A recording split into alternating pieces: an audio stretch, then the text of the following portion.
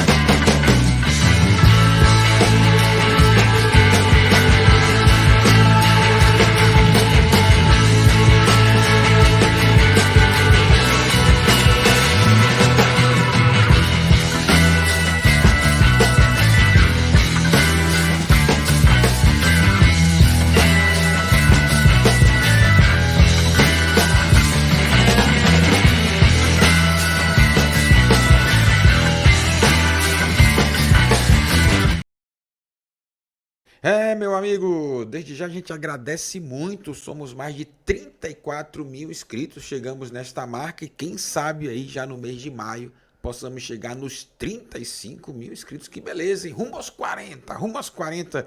A gente agradece demais a sua participação aqui. Claro, a gente pede a inscrição para que você possa fortalecer cada vez mais o nosso canal e o like também. Não esquece não, dá essa moral pra gente.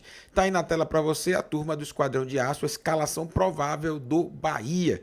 O Bahia que joga contra a equipe do Criciúma, agora dessa vez pela Copa do Brasil. Vou colocar aqui as imagens também do Everton Ribeiro. O Bahia treinou nesta manhã de segunda-feira para o jogo de terça. O Bahia teve somente um treinamento, beleza? Somente um treinamento para o jogo contra a equipe do Criciúma. Semana boa, semana cheia, semana de muitos conteúdos com relação ao Bahia. Além de ter o jogo, no domingo o Bahia joga contra o Botafogo e tem essa semana toda aí pra gente debater, beleza? Trazendo aqui a informação, a provável escalação do Bahia é o Marcos Felipe, o Arias, pode surgir o Gilberto também, né? Gabriel Xavier e o Vitor Cuesta. O Gabriel Xavier porque o Gabriel começou a ser titular do Bahia recentemente, então fisicamente ele está bem. Nós temos também o Vitor Cuesta, que fez uma cirurgia, né, no nariz e tudo, a pancada que ele recebeu no jogo normal, mas já está aí disponível para o jogo. O Rogério, inclusive, falou em coletiva sobre o Vitor Cuesta e a possibilidade do argentino naturalizado brasileiro estar em campo. Luciano Juba vem jogando muito bem na lateral esquerda, também tem algumas dúvidas se o Luciano pode ser preservado ou não.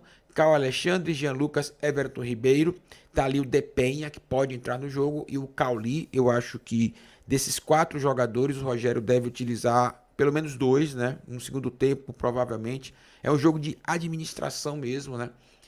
A Copa do Brasil é muito importante. O Criciúma é uma equipe difícil, mas a gente não pode esquecer que nós temos uma sequência aí com Botafogo, Bragantino e Atlético Mineiro, né? Que atualmente ocupam o G4.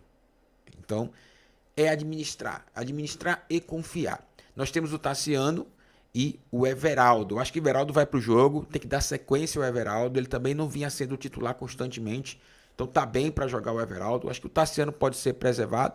Everaldo e Biel, né? O Tassiano pode jogar inclusive no meio de campo e segurar um pouquinho mais o Everton Ribeiro na questão física. O Everton vem jogando bem, jogou muito bem contra o Grêmio, né? Se esforçando muito, talvez o Everton, para um jogo de terça e um jogo de domingo, pode ser uma questão difícil para ele. Então, preservar talvez o Everton Ribeiro para entrar no segundo tempo seja uma atitude, né? Mas de administrar o jogador. Lembrando que o Botafogo joga na quinta-feira. Então, se há uma possibilidade do Bahia sentir uma questão física no jogo contra o Botafogo, por exemplo, no domingo, o Botafogo que vai jogar também vai ter, que joga quinta-feira contra a equipe do Vitória, inclusive. Então o Bahia vai jogar terça, descansa, o Botafogo vai estar descansando sim, mas quinta-feira tem jogo e depois joga no domingo, beleza? Tá aqui na tela para você, meu amigão, ó, jogador, ó, Renato Portaluppi, meu amigo de fé, meu irmão camarada, nossa pauta aqui. Renato Portaluppi fez aquele piti todo, né, no jogo do Bahia contra a equipe do Grêmio. Ele retirou o seu elenco que estava do banco de reservas, né, os auxiliares também. Só deixou o massagista e os médicos. E saiu, foi para o vestiário, né? Conforme informações do nosso querido Márcio Martins, cresce no Rio Grande do Sul um movimento para tentar anular o jogo do Bahia contra a equipe do Grêmio. Estou acompanhando já algumas manifestações de advogados e imprensa, diz o jornalista Márcio Martins. Alegam interferência externa de Jailson Macedo Freitas. Vão sonhando com isso. É que resta a vocês, fechando aspas aqui, para o nosso querido Márcio Martins na sua conta do Twitter.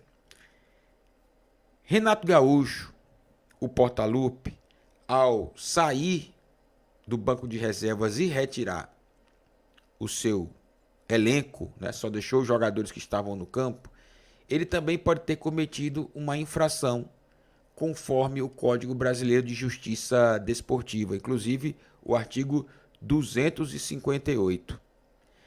Os especialistas ouvidos pelo Lei em Campo, que é um blog no UOL, né, do jornalista Gabriel Cossetrone, pronto, acho que eu acertei a pronúncia do sobrenome do Gabriel, ele traz essa informação com relação a alguns aspectos que podem punir o Renato Gaúcho. Isso vai acontecer? Acredito que não. Eu acredito que não. Vai ficar por isso mesmo. Vai ficar como meme, a nossa resenha, né? Mas, punição para o Renato, eu acredito que isso não aconteça. Abrindo aspas aqui para o blog, a informação do advogado Matheus Laupman é a seguinte, ele é especialista em direito desportivo. O que o Matheus fala? Entendendo que tanto o Renato Gaúcho quanto os atletas podem ser punidos por infração ao artigo 258 do Código Brasileiro de Justiça Desportiva, ou seja, praticar ato contra a ética ou disciplina esportiva. Apenas seria suspensão de 1 a 6 partidas. A postura do Renato Portaluppi foi uma postura infantil, sinceramente, né? Ele atraiu os holofotes para ele e conseguiu. No entanto, o triunfo do esquadrão no campo é incontestável, inclusive pelo próprio técnico, que em entrevista coletiva pós-jogo, ele afirma que o resultado foi justo. Então, sinceramente, esta manifestação que o nosso querido Márcio Martins traz, que cresce no Rio Grande do Sul com advogados é uma manifestação que não tem nem pé nem cabeça, até porque o resultado do campo não houve a interferência da arbitragem, que ao meu ver foi uma boa arbitragem. O fato, inclusive, aconteceu no final da partida e o Bahia fez um gol no primeiro tempo. Então, meus amigos, o que fica de mensagem é a seguinte. Primeiro ponto, o Jailson Macedo Freitas, ele não deveria estar aonde ele estava. E aí ele causa todo esse embaraço ao Bahia, que não tem nada a ver com isso.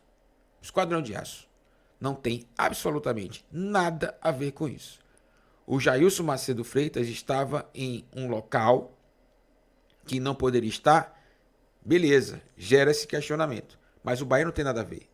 O Bahia venceu na bola, jogando muito melhor que o Grêmio. Diga-se de passagem, o Grêmio era para ter tomado mais, inclusive. 1-0 foi um placar muito magro para o que o Bahia apresentou contra a equipe do Grêmio.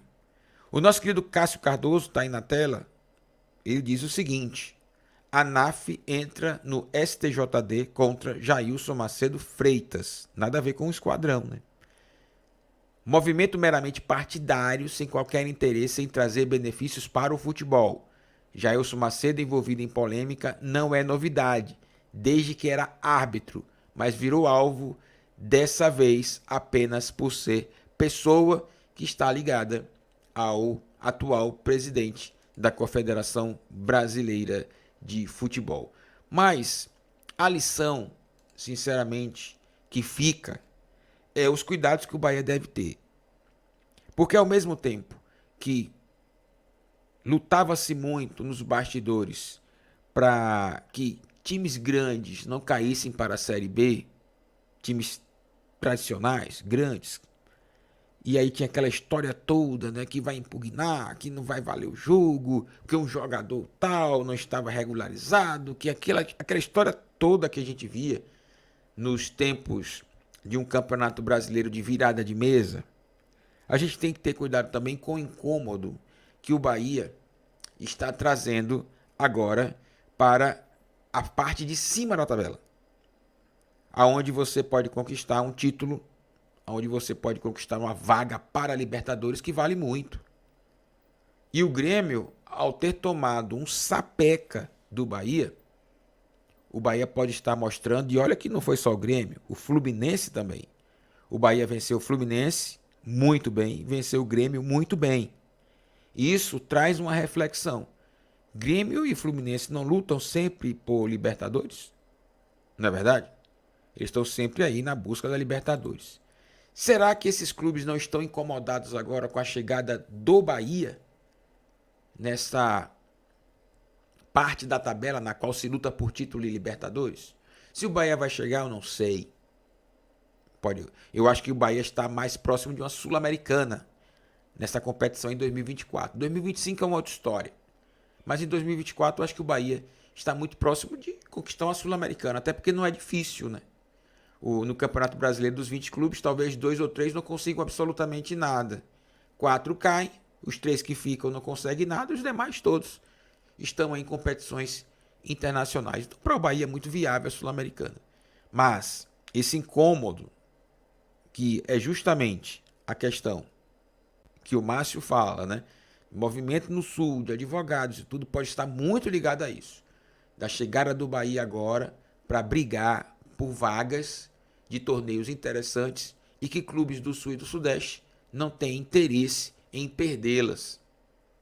E olha que já chegou o Bragantino nessa história também, vai lutar por vaga na Libertadores, Atlético Paranaense sempre luta, chegada do Bahia agora. Então os grandes clubes, tidos como os grandes, que o Bahia também é grande, tem que se acostumar com essa nova era do futebol nacional, né? Tem que se acostumar. E olha que o campeonato somente está na quarta rodada, meu irmão. Estamos na quarta rodada. E ainda tem muita coisa para acontecer aí nessa competição. Então, vamos estar ligadinhos no Campeonato Brasileiro, beleza? Tá aí na tela para você também, eu já falei da questão do Márcio, o Rodrigo Capello. Meu amigo de fé, meu irmão, camarada, não esquece do like não, hein? Não esquece do like não. Abrindo aspas para o Capello, que é especialista, jornalista nessa questão de negócios, né, empresariais e tudo do futebol, ele diz o seguinte: quando criaram a SAF, o mercado do futebol esperava que a estrutura fosse proporcionar profissionalismo e estabilidade à gestão dos clubes. Hoje, diante dos exemplos de Vasco e Cruzeiro, já se vê que só era ilusão. Meu amigo, mas tem um detalhe. Desde o início do processo da SAF, do Vasco, do Cruzeiro, do Bahia e do Botafogo, já se comentava que a SAF do Bahia tinha tudo para ser a melhor do Brasil. Até por conta do processo inicial. A gente acompanhou do Vasco as coisas muito apressadas, né? Atropeladas. A do Cruzeiro, idem. A do Botafogo, que vem dando certo também, mas o John Textor é um personagem do futebol, né? Que está aí nas manchetes todas como um cara que está denunciando a arbitragem, né? Manipulação de resultado, e até agora não apresentou provas concretas, embora tenha ido para a CPI do futebol, né? E dado aí o seu depoimento. Então, dessas 4 SAFs que eu acabei de mencionar, sinceramente, a mais estável é a do Bahia e não é de hoje. O projeto, no seu nascedouro, já mostrava que era bom. E aí nós temos que parabenizar o Guilherme Belintani, o Vitor Ferraz e, sinceramente, os outros também que participaram desse processo. Eu não sei o nome deles, né? Porque o Belintani era o presidente da época e o Vitor era o vice, e quem estava aparecendo mais nos holofotes desse processo todo foram os dois. Mas é evidente que tem mais pessoas que participaram dessa formação, dessa SAF e a venda dela para o Grupo City. Então, desde o nascedor, o Bahia já se mostrava mais organizado, estruturado e mais entendedor para justamente receber a SAF. Torcedores participaram também, votaram, né, e aceitaram a vinda do Grupo City, que comprou 90% da SAF do Esquadrão de Aço, manda hoje no futebol. Mas, sinceramente, torcedores do Vasco da Gama, principalmente o Vasco da Gama, deve estar, meu amigo, um arara de cabelo em pé. Porque a 777, que adquiriu a SAF do Vasco da Gama, ainda capenga muito. E a do Cruzeiro, que o Ronaldo comprou recentemente, já está passando para um outro comprador, este com um potencial financeiro muito maior do que o de Ronaldo. Ele é dono do supermercado BH. Me passou o nome aqui, mas a torcida do Cruzeiro que sabe. A gente entende que o cara tem muita grana para investir. Agora, o que vai acontecer no entorno de tudo isso, a gente não sabe. Nossa preocupação é com o Bahia. E o Bahia está devidamente com a sua SAF tranquila. Então, a questão que o Rodrigo Capello traz, que é o tal do profissionalismo da SAF, ele tem total razão. Porque se entendia que com a chegada das SAFs, né, desses investidores, os processos administrativos seriam muito mais profissionalizados, haveria uma estabilidade em tudo isso e esses clubes iriam crescer. Mas, sinceramente, até então, a gente não viu essa diferença com relação a quem não é SAF. A gente pode citar o Flamengo, por exemplo, e o Palmeiras, que não são SAF, mas são potências muito bem administradas, né? Mas o Bahia está muito bem administrado e o projeto do Bahia é muito bom. Não é um projeto que atropela, não é um projeto apressado, embora nós, inclusive eu me incluo, aí como torcedor, a gente muitas vezes tem ansiedade para ver logo os resultados, mas eu entendo perfeitamente que é questão de tempo para que o Bahia consiga os seus objetivos que foram estabelecidos aí e falado algumas vezes, inclusive pelo Ferran Soriano, né? Que o Bahia não luta mais para cair, o Bahia luta para títulos, e é isso que nós queremos. Meus amigos, cadê aquele like massa, aquele like brother? E aí tá a prova de que o Bahia tem uma excelente parceria com o Grupo City. A informação do Renato Guedeville, acredito que eu acertei a pronúncia do Renatinho, a informação é a seguinte: o que o Renato diz? Informação quentinha vinda lá da JT, Justiça Trabalhista. O Bahia liquidou antecipado na semana passada o acordão trabalhista. Portanto, a dívida trabalhista atual hoje é zero. É um momento simbólico, pois é o fim do ciclo perverso de irresponsabilidade dos gestores de outros tempos em que vinha sendo liquidada desde a redemocratização em 2013. A dívida total hoje, naquela base inicial, 300 milhões, está abaixo de 50 milhões. Gestão responsável e profissional é mais importante do que muito título. Tem razão, meu querido Renatinho. A organização do Bahia será a peça-chave para o Bahia conquistar títulos. Responsabilidade profissional vai gerar títulos. Então, eu tenho a convicção que essa ação agora de zerar as dívidas trabalhistas, primeiro, é um respeito com quem trabalhou e se dedicou ao esquadrão, né? Porque da mesma forma que a gente tem alguns jogadores que não jogaram nada no Bahia, que vieram a passeio, que depois colocou o Bahia na justiça, mas tem muita gente também no meio desta dívida que se dedicou ao máximo, com certeza, ao Bahia, se dedicou a vida ao Esquadrão de Aço. E aí estava com pendências com relação a isso. E acredito que esteja agora tudo ok, tudo em dia. Imagine só quanto o Bahia gastava por mês pagando dívida trabalhista. Hoje, com essa questão zerada, este pagamento não feito, ele vira investimento, né? Essa dívida que você tem, que você arcava mensalmente, ela agora vira investimento.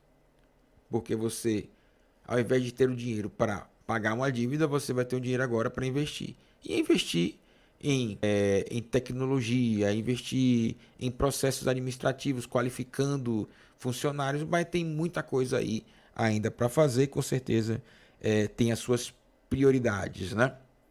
Mas faz muito bem o Bahia em zerar a sua dívida trabalhista através do acordo feito com a Justiça do Trabalho. Então, enquanto outras SAFs capengam, a do Bahia está justamente fazendo todo o processo em dia, cumprindo com seus acordos, fazendo o seu trabalho extra-campo, e no campo o resultado é evidente, que não é ainda aquele que nós esperamos, mas os caminhos estão aí. O Bahia, quando joga contra o Fluminense, por exemplo, jogou demais. Depois jogou contra o Grêmio, jogou demais, repetiu a mesma atuação na Arena Fonte Nova.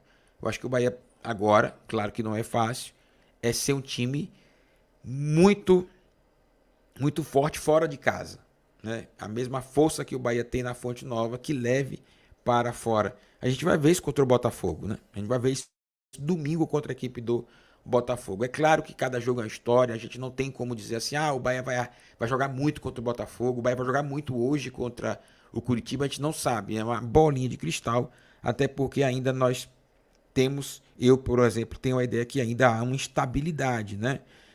A gente não tem uma ideia ainda da sequência. É evidente que a gente pede que isso aconteça, mas não tem uma bolinha de cristal. Então, o extrato justamente será os jogos que o Bahia vai fazer, a gente vai ter um diagnóstico melhor, né? Jogou muito bem contra o Grêmio. Agora está na hora também da gente observar o Criciúma. Oscilou muito contra o Vitória, né? Tava perdendo de 2-0. O segundo tempo, o Biel e o Everaldo fizeram a diferença. E agora nós temos a oportunidade de ver contra o Criciúma. Jogou muito bem contra o Grêmio, jogou muito bem contra o Fluminense. Teve alguns altos e baixos contra o Inter. E no momento que o Bahia esteve em baixa, tomou gols, né? De falhas até individuais. Então, são 4 rodadas, ainda é muito cedo, né? O Bahia tem 2 triunfos, 1 empate e 1 derrota. Tomara que o esquadrão estabeleça, beleza? Meus amigos, está aí na tela. Atenção tricolor, torcedor do Bahia. Excepcionalmente neste mês de abril, em função do alto índice de adimplência dos sócios tricolores, não haverá reabertura de vagas de acesso garantido na virada de abril para maio. Novidades estão por vir, considerando o crescimento acelerado do programa, com o objetivo de aperfeiçoar os planos. Massa essa informação do Bahia. Primeiro é que nós temos uma quantidade grande de sócios, né? E eles estão adimplentes. Isso fez com que o Bahia não abrisse mais vagas de acesso garantido, porque está todo mundo adimplente, está todo mundo em dia e está massa, está ótimo. Agora, o torcedor de acesso garantido, ele não vai para todos os jogos, né? Ele garantiu um direito, Mas ao não ir para todos os jogos, a vaga dele está lá em aberta, né? Então a gente pode ter uma previsão assim, ó. Vai ter uma previsão de 35 mil, contando com o acesso garantido. Aí chega no jogo, a gente não vê tudo isso, porque é evidente que muita gente não vai em todos os jogos. Então é carente de aperfeiçoar, né? E o Bahia já anunciou isso. Vai aperfeiçoar o plano para justamente poder colocar mais gente na Fonte Nova, né? Porque a partir do momento que existe o acesso garantido e a pessoa não vai, ele vai deixar aquele espaço vazio que poderia ser vendido, por exemplo, para aquele dia, né? Porque o acesso é direito, o acesso garantido é direito. Então, fazer um check-in antes, por exemplo, seria uma ideia, né? De você informar que você vai para o jogo, né? O Palmeiras, por exemplo, tem esse tipo de regra, né? O sócio, acesso garantido, ele tem que ir para todos os jogos, senão ele pode perder a oportunidade de assistir o filé. Então você no Campeonato Paulista não quis ir para aquele jogo que o time era um time menor e tal, não tinha tanto apelo assim, não vai. Não foi, beleza. Mas na semana tem o jogo da Libertadores e você pode perder o acesso. Tem algumas regras, né, que devem incentivar mais torcedores dentro da Fonte Nova. Agora, é evidente que não é tão simples assim, até porque quando o sócio ali paga pelo acesso garantido, ele não paga baratinho, né? Para ter acesso garantido, ele não paga barato. Mas é bom estar atento a algumas situações para motivar quem é acesso garantido está em todos os jogos, ou então check-in antes para poder colocar pessoas que não pagaram para pagar ingresso e entrar na Fonte Nova. Mas isso é uma ideia do pessoal aí que articula o marketing. Nosso negócio é jogo. Mas, sinceramente, está na hora de repensar. Porque, digo para você, 2 jogos na Fonte Nova, 2 triunfos do Bahia no Campeonato Brasileiro. O Bahia empatou e perdeu fora de casa. Então, essa sequência de triunfos do Bahia na Arena Fonte Nova vai atrair muita gente. Então, até a galera do acesso garantido, que não vai para todos os jogos, vai querer estar acompanhando. Porque, meu amigo, o Campeonato Brasileiro é o filé, né? Pô, é o filé. Quem não quer estar no Bahia e Flamengo aí, diga para mim. Não, não? O Bahia Palmeiras na Fonte Nova, o Bahia São Paulo, o Bahia Corinthians. Não, não? Bavi na Fonte Nova. Então, tomara que haja uma organização para incentivar mais torcedores na Arena Fonte Nova, porque a nossa torcida é uma torcida grande e participativa. Tá aí na tela números do Everaldo, artilheiro e líder em participações em gols. Que beleza, hein? Que beleza, meu amigo, churrasco de língua, viu? O Everaldo tá vivendo o melhor momento dele no Bahia desde quando ele chegou, né? E é o melhor momento em um momentaço, né? Não é um momento assim. O melhor momento do Everaldo foi no Campeonato Baiano. Não. O melhor momento do Everaldo está sendo nesse período de Campeonato Brasileiro, onde requer sim que o nosso artilheiro tenha que estar bem. Então, que bom que o Everaldo está em uma melhor fase neste momento, que é o momento de Campeonato Brasileiro, fase decisiva da Copa do Nordeste, fase decisiva da Copa do Brasil. Então, o jogador tem que aparecer nos momentos difíceis, em competições de alto nível. Então, a Copa do Nordeste, por exemplo, agora na fase eliminatória, é perigosa. É jogo único, por exemplo, você tem que vencer. Mesmo tendo um jogo único na Arena Fonte Nova. Copa do Brasil, você vai jogar com um time de Série A, Criciúma, meteu 4 no Vasco. E Campeonato Brasileiro, nem se fala, né? Todos os jogos são absolutamente difíceis. Então o Everaldo cresce em um momento importante e necessário para o Bahia. Ele tem 79 jogos, está aí na tela, 55 como titular e 25 gols. Os números do Everaldo nas últimas 2 temporadas, beleza? 9 assistências e ele tem uma nota no SofaScore 6.97, quase 7. É bom chegar no 7, viu, meu querido Everaldo? É bom chegar no 7. Mas o Everaldo conseguiu uma situação que poucos conseguiram. Eu acho que nesse ano só o Jean Lucas, né, que conseguiu ser o melhor jogador em 2 partidas consecutivas, né? Engatar assim 2 partidas consecutivas, sendo considerado o melhor jogador da partida. Não sei se o Everton conseguiu isso, mas o Jean Lucas com certeza, mas estava naquele momento de Campeonato Baiano, Copa do Nordeste, e o Everaldo consegue agora em Campeonato Brasileiro. Ele foi considerado o melhor jogador nesta partida contra o Criciúma, beleza? Contra o Criciúma. Na minha opinião, ele foi o melhor jogador contra o Vitória também, embora o Biel foi escolhido pela galera o melhor jogador. O Everaldo está numa excelente fase, não é um centroavante fixo dentro da área. Eu nem julgo que o Everaldo é um centroavante. No time do Renato, desculpa, Renato não, Rogério Ceni, muitos jogadores saíram um pouco da zona de conforto, né, de suas posições originárias. O Jean Lucas, por exemplo, que no Santos era do lado direito, o Jean está do lado esquerdo, mais avançado. O Everaldo jogou como centroavante, plantado, fixo na área em muitos clubes. O Everaldo se movimenta mais e joga muito ali na meia direita, avançado, como se fosse um meia atacante do lado direito, né? E ali, algumas vezes, ele troca de posição com o Tassiano. Mas o Tassiano é mais centroavante hoje do que o Everaldo. E o Tassiano é um jogador em meio de campo. Também está um pouquinho fora da zona de conforto. Então o Rogério acabou mexendo demais na equipe, tirando alguns jogadores de suas posições originais. E me parece que as coisas estão se encaixando mais ou menos agora, né? Estão se encaixando. Mas eu ainda vejo que o Tassiano precisa ir para o meio, que o Juba precisa ir para o meio também. É evidente que eu entendo que o Juba não joga como lateral, porque o Bahia não tem um lateral esquerdo, tem toda essa historinha. Mas, mesmo assim, o Rogério também cresceu, que é uma cobrança que nós fizemos, que o Rogério Ceni precisava evoluir. Eu acho que hoje nós estamos em um patamar, eu falo Bahia, em um patamar, que a gente não tem que ficar toda hora falando fora técnico, entra técnico, fora técnico, entra técnico. O Rogério Ceni é inteligente. Então, saber das suas deficiências para melhorar também é uma atitude plausível. E eu acredito que ele está tentando também melhorar. A chegada do Gabriel Xavier como titular, que era uma insistência que ele ainda insistia em não colocar, né? Estava ali com o Canu e o Cuesta, a torcida protestou, ele acabou colocando o Gabriel, e o Gabriel está aí como titular, muito seguro. Depois surge o Everaldo, não pelo pedido do torcedor, mas pelo trabalho do Ceni, né? Que não é fácil trabalhar com pessoas. De repente o Everaldo joga muito no Bavi, joga muito também contra o Grêmio, né? Então, o próprio Everton Ribeiro marcando. O Everton Ribeiro é um dos jogadores que mais intercepta, né? Bolas ali no meio, na marcação. Então, o Everton Ribeiro também cresceu muito, que teve muita gente que achava que o Everton veio para passear, né? E isso não é verdadeiro. O Everton também foi um dos grandes jogadores na partida contra a equipe do Grêmio. É importante falar sobre isso, porque quando o Everton vem, craque de bola, muito bom jogador, mas meus amigos, vou dizer para vocês, muita gente ficou cética com relação a isso. E ele está provando o contrário. O Everton Ribeiro tem um bom início de campeonato brasileiro também.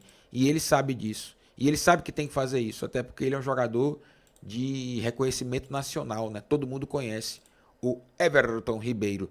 Meus amigos, está aí na tela para você, como eu gosto de falar, que é justamente a tabela do Campeonato Brasileiro, papá. Vamos para a primeira página onde o Bahia está. Está aí na tela. Cadê? Coloca aqui, pronto. Acho que ficou melhor para a galera assistir. Botafogo é o primeiro, o Atlético o segundo, o Bragantino é o terceiro. O Atlético Paranaense é o quarto, o Bahia é o quinto. Pronto. O Bahia vai jogar na sequência com Botafogo, Bragantino e Atlético Mineiro. É claro que a tabela pode modificar nas próximas rodadas, mas eles estão entre os melhores. Então o Bahia vai passar por um momento de provação. Após vencer o Fluminense muito bem, vencer o Grêmio muito bem, empatar contra o Vitória depois de estar tomando 2-0, nós temos agora 3 equipes fortes para jogar. E o Bahia vai mostrar sua força. O jogo desta terça-feira contra o Criciúma está entre os 10 melhores nessas primeiras 4 rodadas. Então o Bahia tem uma sequência de jogos aí com a galera que está na primeira página. E é bom isso, porque vai mostrar em que nível nós estamos. E ó, sinceramente, eu boto fé no Bahia. Tô acreditando que o Bahia vai jogar duro e arrebentar. Números do Everton Ribeiro tá aí na tela, como eu gosto de falar também. Deixa eu melhorar aqui, né, a visão da galera. Tá aí os números do Everton Ribeiro. 21 jogos, temporada 2024. 4 gols, 4 assistências, 36 passes decisivos, meu amigo. É bom. Ele tá com 86% de acerto no passe, 47% no acerto no cruzamento. Dribles também. E a nota do Everton Ribeiro é 7,34, que está dentro da média dos bons jogadores do Campeonato Brasileiro.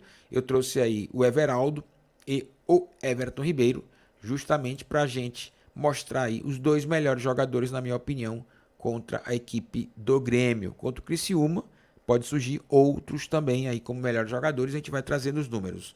Agradeço demais ao SofaScore Brasil, né? Porque a gente acha tudo prontinho para analisar depois, né? Para a gente poder discutir e debater. Então, muito obrigado aí ao SofaScore Brasil. Meu amigo. Provável escalação do Bahia, nós temos uma base, que é o último jogo. Mas eu acredito, sinceramente, que nós não teremos todos eles. Difícil, né? Até para administrar o elenco fisicamente. Então, na primeira página aqui, que é a nossa linha de defesa, o Cuesta deve retornar. Então, Canu vem para a opção do banco de reservas. Tem a questão do Arias também, né? Que é bom observar, porque o Arias, eu percebo que o Arias tem aqueles 70 minutos, depois ele tem uma queda física. Então, o Gilberto pode aparecer nesse time, nesse jogo. O Gilberto pode aparecer nesse jogo. Então vamos ficar atentos até para preservar o Arias contra a equipe do Botafogo. Isso pode acontecer. Luciano Juba do lado esquerdo. Eu sinceramente acho que o Juba tem que ser titular desse jogo, sendo lateral ou meio campista. Se o Rogério quiser mexer no meio de campo para preservar um pouquinho mais o quarteto, ele pode colocar o Rezende na lateral esquerda. Não sei se teve tempo para treinar isso, se bem que só foi um treinamento, mas o Rogério deve ter feito outros treinamentos pensando no Grêmio e no Criciúma. Então existe uma alternativa do Rezende vir para a lateral e o Juba ir para o meio de campo. Eu não tiraria o Juba do time, não. Para mim o Juba está passando um excelente momento. Bota o homem. Mas, mais avançado, talvez seja uma opção para ele preservar o quarteto no meio de campo, que é justamente esse. Caio Alexandre, Jean Lucas, Everton Ribeiro e Cauli. Eu acredito que o Jean vai para o jogo, que o Jean é muito forte fisicamente, né? O Jean Lucas está numa forma física muito boa. O Tassiano também está em uma boa forma física, embora caiu um pouquinho de produção no segundo tempo contra o Grêmio. O Everaldo, eu acredito que tem que dar continuidade ao Everaldo, né? Não pode deixar o Everaldo de fora. Está no momento bom, o melhor momento dele no Bahia, aproveita-se. Então bota o Everaldo.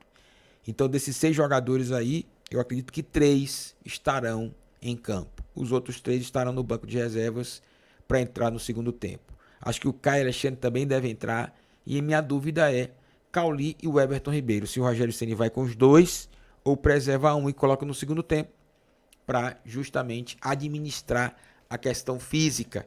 Porque o Campeonato Brasileiro tá bom demais. O Bahia precisa fazer um bom Campeonato Brasileiro.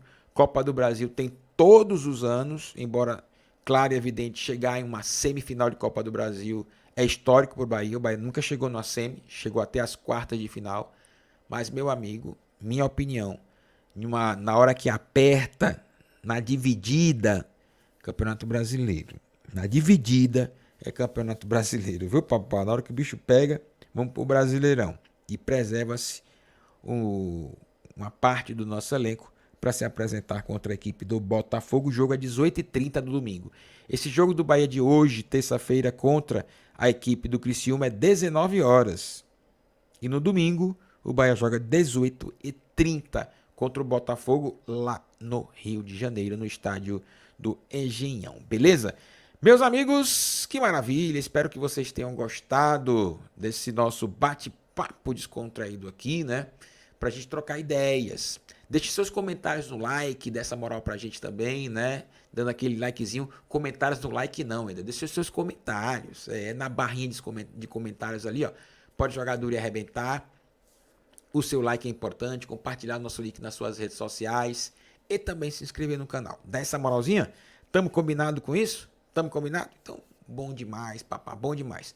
Muito obrigado e teremos mais conteúdos durante o dia. E essa terça-feira, não se esqueça, eu estarei com meu querido Neto, do SBTV, meu querido Tricolor On, Bruno Pastorzinho, do Tricolor On, Sou Mais Bahia, turma toda do Sou Mais Bahia, né? Meu querido Matheus Barbaço, meu querido Vitor Torres, Folha, todo mundo daquele jeito. E eu vou estar nos comentários, juntamente naquela dupla que tá jogando duro e arrebentando, juntamente com o meu querido Neto na narração, tá bom? Então espero todos vocês na nossa jornada esportiva, canal Wendel Meus Amigos, canal SBTV, Tricolor On e canal Sou Mais Bahia Lives. Então vem pra cá, dessa moral pra gente. Forte abraço a todos.